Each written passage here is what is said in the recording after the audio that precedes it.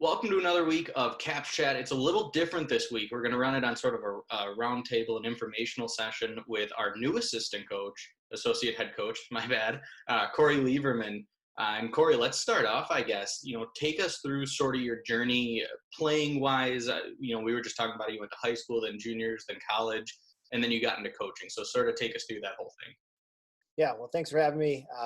Yeah, like you mentioned, I was fortunate enough to play high school hockey. I'm from southern part, Minnesota State, Mankato area. I was fortunate enough to play high school there for 4 years. I had six players that I went to my freshman year with. Still really good friends, but that was kind of my reason I didn't end up leaving high school was I wanted to kind of see things through my senior year with that class. And we were fortunate enough to go to the state tournament there in high school. And then during that time, I was recruited to play in the USHL. I was actually drafted by the Fargo Force. So after my senior year, I went up to Fargo, played 2 years there with the Fargo Force. That was um, unbelievable time. I really think back to my junior days, and it was probably the best 2 years of my life. I just got to focus on hockey and kind of grow my craft as a hockey player, and obviously playing for a great organization in Fargo. I had a splendid time there, and after that, I took my hockey talent to Minnesota State Mankato, where I was there for 2.5 years, and eventually ended up transferring to Gus Davis Division III Adolphus, which is in St. Peter. And kind of my main reason for that is I wasn't having fun with hockey, and I truly wasn't maybe getting the ice time I wanted and hoped for. And we got a new coaching staff, and eventually I didn't think I was in the mix to be in the cards for that future. And, I decided to play Division III, and I did have a blast doing it. I was an All-American and ended up having a senior year team that, lost to go to nationals. But I think back on my time, and I learned a lot during my time at Mankato and also Gus Davis. And the wish you could have done more, should have, could have done more, that whole thing. But I still keep in touch with my Mankato coaching staff and Gus Davis coaching staff, and truly they're the ones that helped me with a lot of my decisions and coaching and helped me with that. And I was struggling after hockey ended for me, and got into sales, and was selling payroll, and really wasn't having the greatest year of my life. Reached out to Todd Connaught and kind of got me into the Wichita Falls organization in the North American League, and eventually got offered a job out in the NA3 in New Jersey. And like I said, sales wasn't for me, but took the job in New Jersey and had a great year out there as the head coach and GM of the Jersey Shore Wildcats in the NA3. And during that summer after that year ended, I kind of wanted to keep climbing the ladder like each kid does, and reached out to some people and got in contact with the head coach of the Janesville Jets. That was Joe Dibble at the time. And really talked to Joe about becoming his assistant coach, and a lot of uncertainty. Once I was hired on, I went to their main camp, and Joe ended up resigning from Janesville. So I didn't know my future with Janesville, but Gary Suchuk was hired on in Janesville, and I stayed on as the assistant coach for a year and a half, and then eventually took over head coaching for a year and a half, and was with Janesville for 3 years. And now I'm here in Madison, and pretty fired up, pretty excited to get things rolling with Coach Upton. And let's go back then. There are sort of two things that I want to touch on based on your path and how you got here. One of them was high school. You said you stayed there because of friends. As a coach, I'm sure that you hear a lot of time, and we have kids on our protected list that, I don't know if I'm going to go, to the Capitals or if I'm going to stay in high school. For guys like that, how explain the benefits of both of them and how, whichever path you take, it's going to essentially lead you to potentially the same place. Yeah, I think like you said, there's two ways to look at it. I mean, for me, it was, more of a close-knit bond, friendship, and high school hockey in Minnesota to me at the time was the biggest thing that I knew. And we wanted to take our team to the Minnesota State tournament, which every kid in Minnesota wants to go to. And I think staying back really, the way I think about it, if you stay back, you're the guy, you're the go-to guy, you're playing the power play, you're playing top line or top six, you're playing the important minutes, and you're really growing and developing in that regard. And then sometimes if kids leave too early and do go to high school or do go to junior from high school, and um, maybe they're not ready, and it's detrimental to their development. They leave a little too early, and they might only play 15, 20 games, and really it's kind of two ways to look at it. I decided to play the more predominant role and stay back in high school, and sometimes if you do leave a little too early, it might not be the best for your development. On the other hand, there are kids that go leave high school and play juniors, and they do very successful because they are playing against older, bigger, stronger men, and they're forced to get out of their comfort zone. They're developing 60 games compared to maybe 25, 30 in high school or midgets. And I think there's added benefits to both. I just think it really depends on the opportunity that that organization might present to you, and what kind of role that they really envision you playing. But really it's kind of depends on your situation alone. You can't look at other kids. You got to kind of have your own path and what you think is going to be beneficial for your development in the long run. And then, sort of based on that, and into the next point as well, you talked about you left Mankato after a couple seasons, went to Gustavus Adolphus because you felt that you could be, sort of the guy, produce a little more, develop yourself. A lot of people run to that as well especially when they're younger, when they're going into, the midget age. They say, do I go with the best team in the state or the best team in my area because they're going to win, or do I stay on this team because I'm going to be, a top line guy who's going to get the playing time, get the development, instead of sort of playing a fourth liner over here?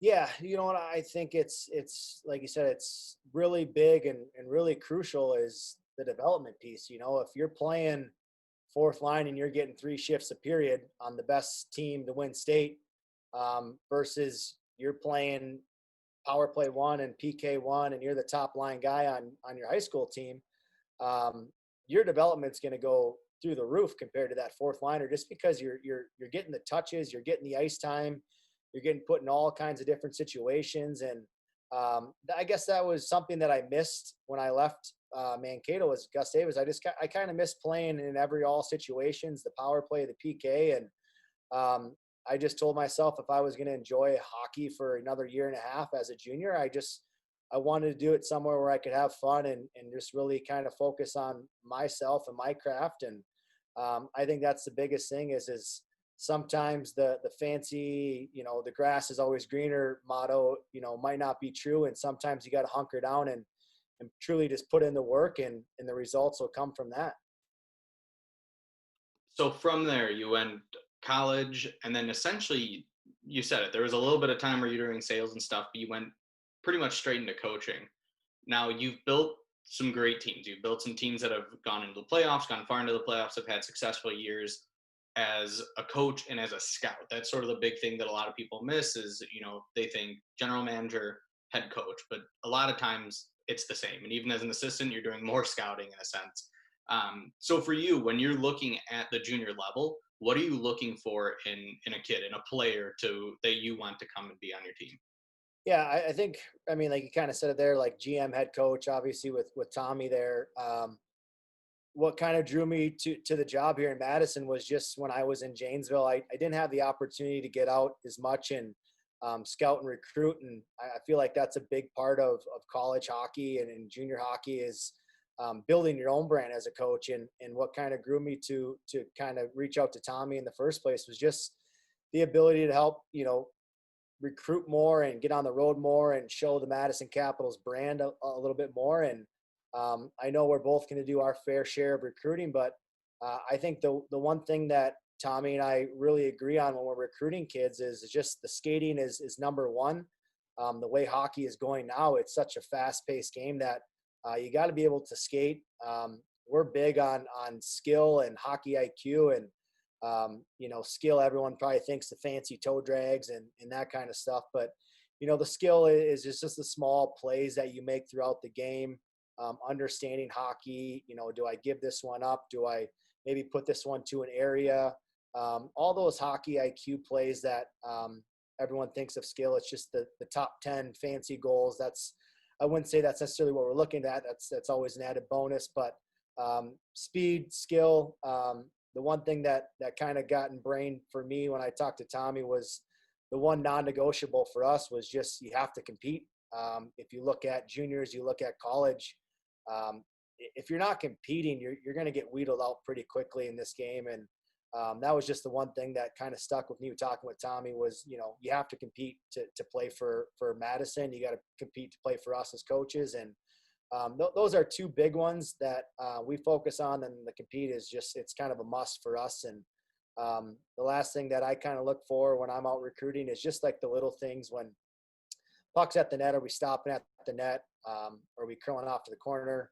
You have a chance to maybe finish a check on the forecheck. Are you finishing that check to cause a turnover, or are you turning off to the corner and letting that defenseman make a play? Just those little things that come back and might lead to opportunities in your benefit are the little things that I look for when I'm out recruiting.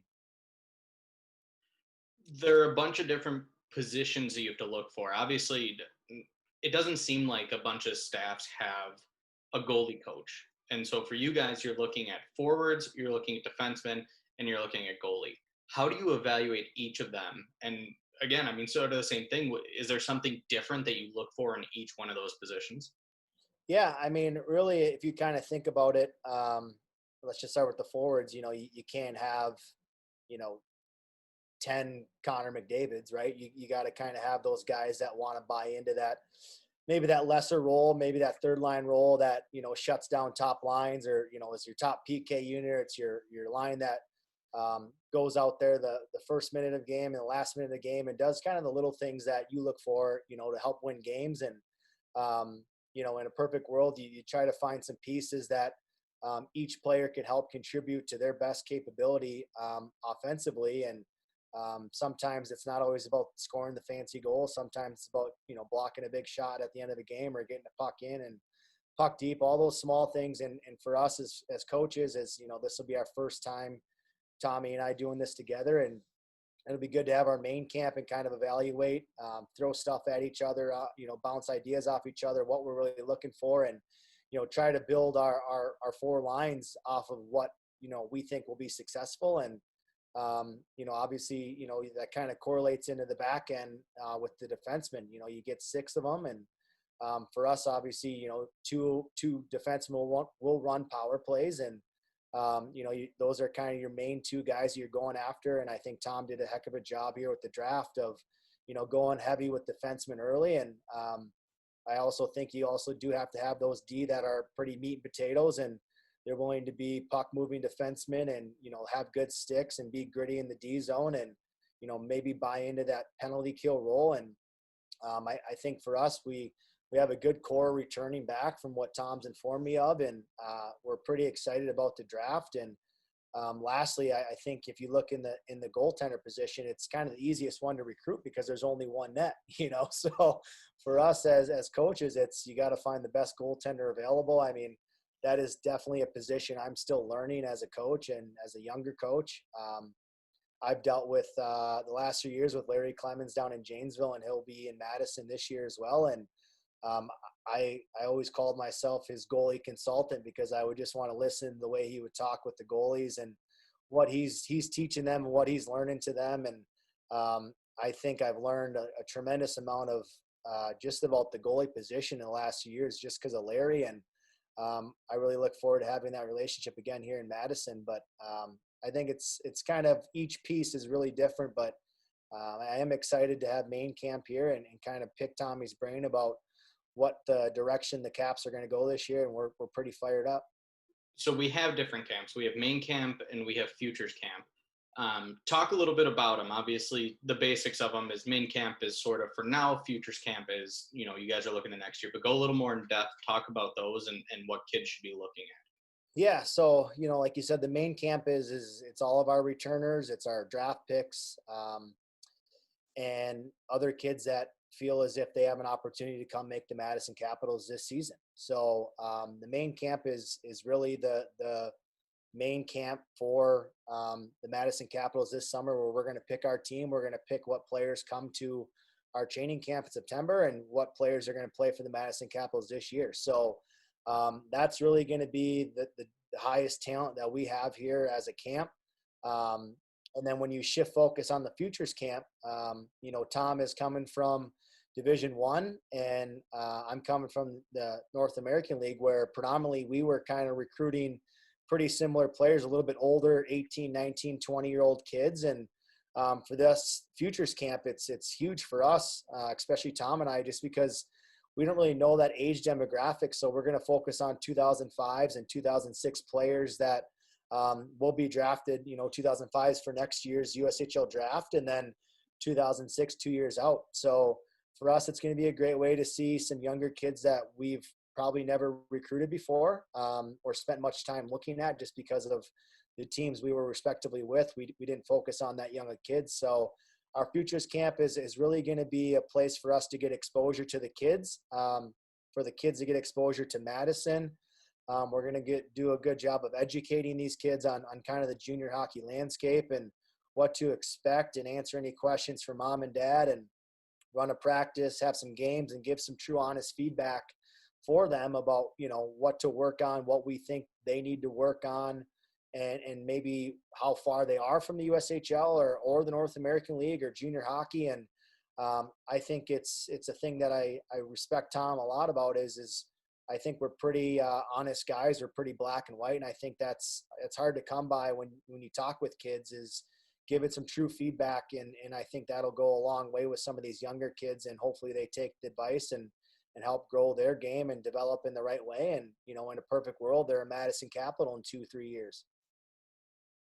Now, what about, I feel like the 04s are a very strange age because they don't fit into the futures, but the likelihood of them making a USHL team in any league or in any team is slim. You might get one or two that can really crack the mold. So for a guy like that who comes to main camp, obviously we had our phase 1 draft. A guy like Quinn Finley comes in, who he has a chance of making the team. But if somebody like him or any of the other draft picks don't, what do you tell them? How do you tell them that, hey, this isn't the year, but I want you to go here, and you guys sort of help to guide them to get to Madison? Yeah, I think that kind of goes back to the development piece that we kind of touch base on, right? It's do you want to come be a 5-6 defenseman and play sparing minutes, or do you want to go back to your midget program or high school program and play those top end minutes? And sometimes when you look at it, there's probably going to be 1 or 2 04s that are physically, mentally, mature and ready to take that next step. But the other gauge with the 04s is, where do they stack up against, the Ryan Kerwins and the Reed Paviches, and where are they kind of seeing themselves? How are they competing against the older guys? And are they a year out? Are they this year? Are they 2 years out? Right? Those are kind of the reason why we throw the 04s in the mix, is to really get a gauge on how the draft went. Where do we pinpoint them in a year or 2 years, or maybe this year, like you said? But I think that conversation is just an honest conversation of, hey, we can put you on the roster and maybe not have the best year for your development, or you can go back and play midgets or high school, and just really walk them through why we want to do this. And the kids that understand it and take it with, maybe a grain of salt, right? And go develop in the right way, those kids will be way better off, and they'll be really successful the following year for the Madison Capitals. And that's the exciting part is did they listen? Did they take it and grow their craft? And that's what excites Tom and I, is kind of see where our old fours fall, but ultimately, make those tough decisions and see which ones we want to keep. And hopefully the ones that don't go have exceptional years in their returning programs. So there's always the discussion that goes on when you're watching a player and when you're thinking about a player. Do you want a guy that you hear his name all the time, or do you want a guy that you seldom hear his name? Because a lot of times, you can get a kid like Brandon Suter, where you're not going to hear his name that much. He may deliver a hit or two a game, but there's good in it. It means he's not doing anything bad. Whereas you get a kid where you may hear his name all the time, and that means, yes, he's making the plays offensively and he's doing the right things, but he's also got some of those bad tendencies in him, or makes some bad plays. So as a coach, what are you sort of looking for? Yeah, I mean, there's always going to be mistakes. I mean, regardless of who you are, right? So I don't really look at it that way. I think it goes back to the pieces part that we talked about with the forwards, right? If you want a kid that always has the puck, you're always hearing his name. Hey, Corey's doing a great job. Corey's doing this. That's always great. But you also do need a guy like Cody who's doing the little things that they go unnoticed, but to a coaching staff and to a team, the little things don't go unnoticed. I think those things are a hockey kind of bread and butter, where those blocking the shots or those small plays that you don't see maybe as a fan or up in the seats, but us coaches and the players see that small pass you made in the D zone that leads to a goal. We recognize that. We're big on video. We'll showcase those little things, and I don't necessarily think it's always about the individual glory. At the end of the day, there's only one Clark Cup winner, right? So if it's Madison Capitals, we're ecstatic, and all those small plays and the guys that don't get the most recognition, they'll get the recognition at the end of the year. So for these kids that are trying to make the team and trying to develop and get in, um, what things would you say that they should really work on? How obviously there are things on the ice, but even off the ice, what are sort of the things that they have to do to try and get better? Yeah, I mean, there's all kinds of summer camps going on right now, and thankfully hockey's starting to get back into the swing of things. And for my advice for younger kids is I think playing multi sports is a big part of it. I was fortunate for myself to play football, baseball, golf, and hockey, and I think it kind of matured me a little bit and really made me fall in love with the sport and hockey. And it also made me probably a better athlete, just in that regard. So I think all kids got to play different sports, and maybe pick one or two that you think can help, grow hockey a little bit, make you a better athlete. Excuse me. But I do think the hockey training piece is big. And in the summer, I think, being on the ice 2-3 times a week is going to be huge for you in the summer. But I also do think at a younger age, you can kind of get to the gym a little bit. And I'm not saying you need to do your bench presses and your squats, but, doing your push-ups and doing your air squats and doing your off ice shooting and your stick handling. I'm pretty sure you can go on to USA Hockey or YouTube and find some workout drills if you don't have an ability to go to a shooting center at a rink, or if you're just by yourself. There's the world with social media. You can find hockey videos anywhere how to train. So I mean, for me, it's playing multi sports. It's trying to get on the ice as best as you can. If it's 2-3 times, in the summer, that's great. And you can always do your off ice at home, and there's social media to find any sort of off ice workouts nowadays. And I'll be honest, when I'm running youth camps or I'm doing individual skill work with junior guys or college guys, I steal a lot of drills from individual skill guys, whether they're from Europe or US. I mean, hockey's the biggest thing. You're stealing drills and you're stealing stuff from everywhere. So I think that would be my advice to the younger kids that are looking to kind of make that step in their hockey careers and eventually play in the USHL and play Division I hockey. I guess then you talked about drills, which is perfect because it sort of leads into that last question as well. What are some of the best drills that you've come across? Whether you're a player or even as a younger coach who's trying to break into the game, maybe in the NA3 or in the NA, who's looking at some of these coaches that are a little older and more experienced. What are some of the best drills you've come across for development? Honestly, I mean, I am a big believer in the small area games. Just the reason for that is it kind of makes you think the game a little bit more. I don't think the flow drills just to get drills to do drills is a great recipe for success. If you're going to do some small area games, you got to have a purpose behind why you're doing that drill. We're not just putting nets on the sideboard and saying, "Hey, we're playing 3-on-3 all day," right? So it depends on what area or facet we're trying to focus on for that week. But small area games can be used in a lot of different areas for whatever tendency you're trying to work on, system wise. But I would say my favorite drill I ever came across was probably the 4-on-2 power play game. Nets are on both goal lines. It's 4-on-2, half ice, and first to score wins. And I did that a lot at Mankato, and it's still a drill I do here moving forward. I think that's a huge thing too, is everybody, when they look at it, they say, I need to get bigger, I need to get stronger, I need to get faster. And a lot of it is also, you need to get smarter. And so in the USHL and the higher up you go and, you go to college, then you go to the minor pro, then you hopefully the NHL, the game gets faster. You have to think quicker. And so in those short games, like you talked about, it makes you think quicker. It makes you become part of the game and sort of react at a point instead of having all that time to think and then, maybe making an error in the process. 100%. And that's a big reason why we're doing it. I think it's an opportunity to think the game quicker. I coach in the North American League, and now, being in the USHL, decisions are going to happen even quicker, and decisions happen even way quicker at the college level and beyond that. So everywhere you go, I still think it's a component you can use in any practice, and it just depends on which philosophy your system you're working on. But just make sure you have a purpose in mind. So then I guess final thing here, just final thoughts really for again those kids who are a little younger, not quite USHL age, that are looking to break into junior hockey. Just final thoughts and final helpful hints for them. I think I touched on it earlier. It's, I say don't look left. I don't look right. You have your own path. You have your own journey. Maybe Jimmy makes the USHL this year and you don't. Don't look at it that it's a negative. You have your own development. You may play 2 years of juniors or 3 years, and some kids go right into college. But I just say focus on you and focus on your craft and your development.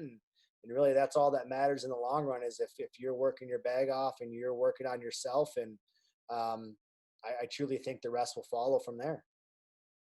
All right. Well, thanks a lot for coming on, Corey. I'm sure we'll have more of these. We're excited to see what the first season of you and Tommy brings in. And, aside from that, we hope you have a great day and a great week and talk with you soon. Yep. Thanks for having me. Last thing, Tommy and I are fired up and look forward to meeting everybody. And can't wait to pack the barn and get some wins here moving forward. All right. Thanks a lot. All right. Thanks, Cody.